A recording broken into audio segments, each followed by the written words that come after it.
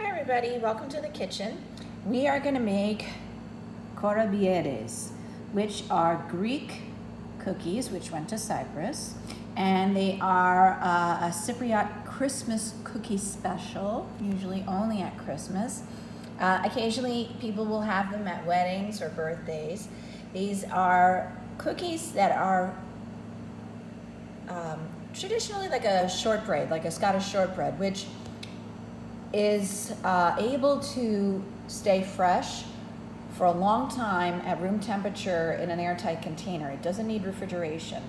If you've ever bought some Scottish shortbread, Walker's Scottish shortbread, you can see the expiration date is for several months actually, usually after it's been made, and it has no preservatives in it. It's just, there's so much sugar in it, and it lasts a long time, so that way you don't need to worry.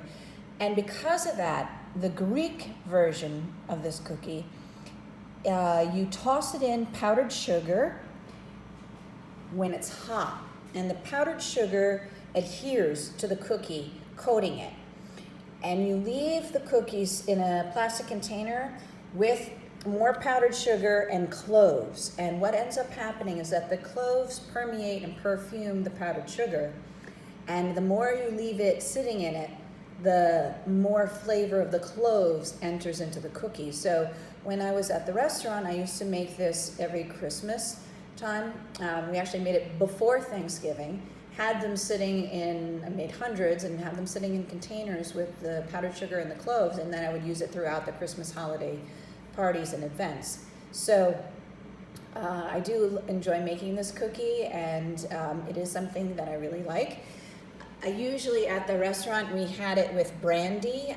Brandy is a bit expensive, and also I don't have any brandy here, so I have only vanilla extract. And I was thinking that I wanted to have a little more flavor, so even though I didn't type it up on the recipe, today I'm going to make it, and I'm going to put a little bit of orange zest.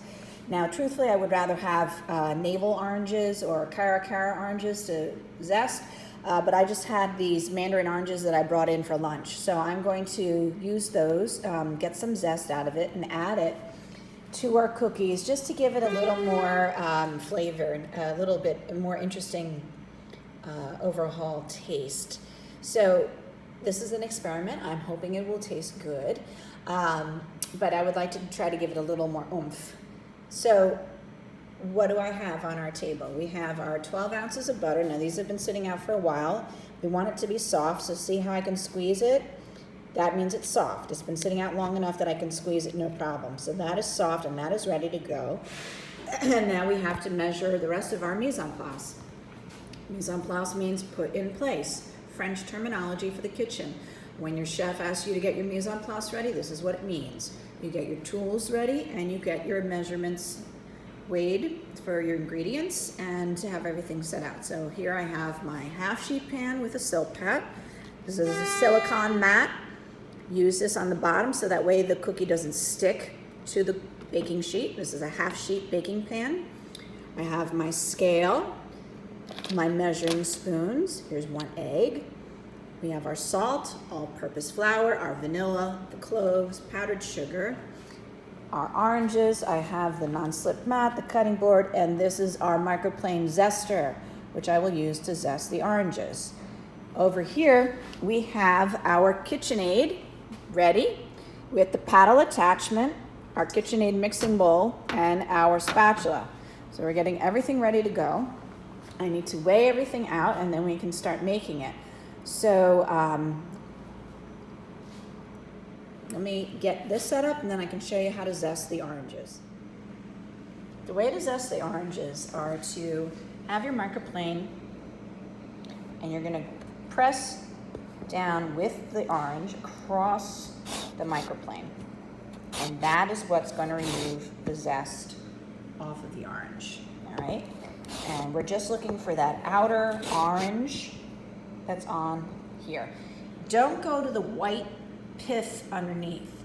The pith is bitter. So once you get just the outer orange off, that's it. Don't keep going back over and over in the same position. If you can see, I've been rotating it So that way I'm not getting any deeper into the orange and I'm not getting to the white part. We don't want that, that is bitter. So I'm showing you how to do this, and again, it's a little difficult with only one hand since I'm holding the phone. So let me continue doing that, and I'll show you how much I get off of these two in a second. So you can see that's how much zest I got off of these two small oranges. Okay, so that was a good amount. And we always need to measure everything to make sure we can reproduce our recipe. So I don't know if that's going to be a whole tablespoon. All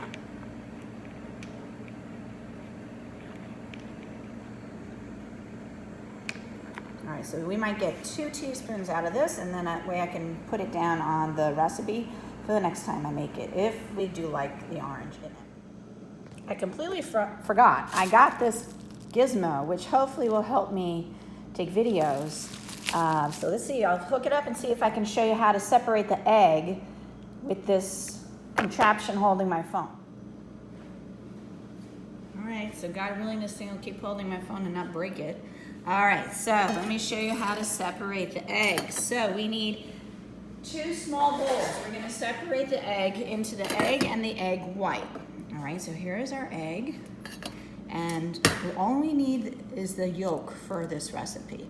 So we're going to, I cracked it. Now I'm gonna put my fingers in and try to separate it, separate the shell without making more of a mess. All right, we're gonna let the egg white fall into the bowl that's underneath us. And then we're gonna transfer back and forth the yolk to separate all of the egg white into the bowl. All right, so we use the shells as little cups to help us separate it.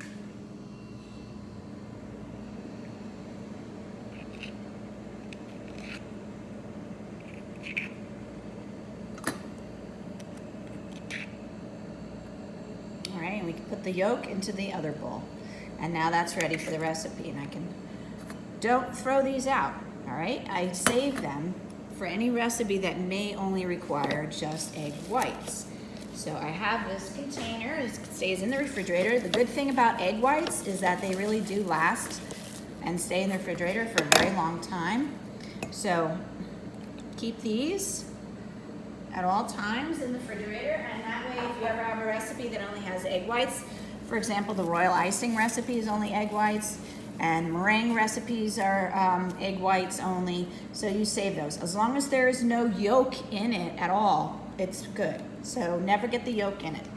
We have this egg yolk ready for our recipe. Here is our orange zest.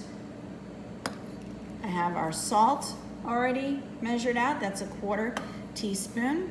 And now we need to measure our ingredients on the scale. So let me just wash my hands since I broke the egg.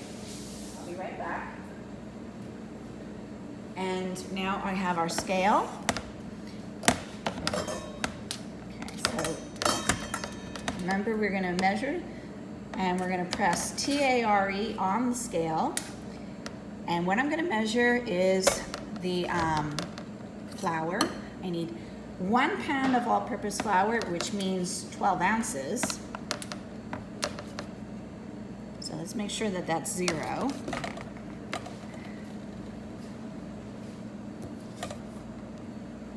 All right, so it's on 0, and we're gonna measure our all-purpose flour into the bowl. And we want 1 pound. 1 pound is 16 ounces. So we want 16.00 on our scale.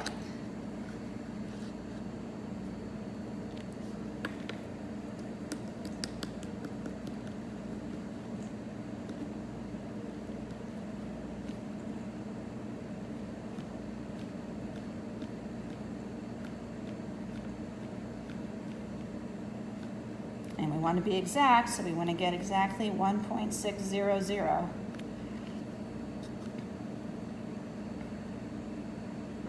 Ah, that's close, 16.01. All right, now I'm going to stop because otherwise it'll take me forever to get exactly. This scale sometimes never goes to 1.600. All right, we have our flour, and that is ready. So this thing is not as foolproof, so I don't want to lose my phone. I'm not going to use this all the time, just when I need it. I'm going to stop now. In the bowl, we have our 12 ounces of butter, which is also 3 sticks. I have it in the locked position, and now I'm going to put it on low, and I'm going to paddle the butter. This is cream butter method, which means we paddle the butter until it's soft. Then we're going to add the sugar and paddle it till it's light and fluffy. Here's our powdered sugar, 2 3/4 ounces.